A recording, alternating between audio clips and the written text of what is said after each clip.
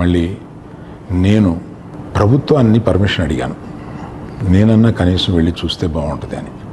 ఎందుకంటే ఓ రోజు బన్నీ బాధపడుతూ నేను చూడలేకపోయాను, నువ్వన్నా వెళ్ళి చూసిరా డాడీ అని అడిగాడు. నేను ప్రభుత్వాన్ని అడిగితే వారు పర్మిషన్ ఇచ్చారు. ఈ పర్మిషన్ నాకు ఇచ్చిన చీఫ్ మినిస్టర్ గౌరవనీయులు రేవంత్ రెడ్డి గారికి, పోలీస్ శాఖకి, మన హాస్పిటల్ అధికారులు, సిఇఓ గారు అభిమన్యు, మెడికల్ డైరెక్టర్ సంబిత్ గారు, వీరందరికీ హాస్పిటల్లో చూసి బయటికి వస్తున్నాను. డాక్టర్స్ అందరితోటి నేను మాట్లాడాను.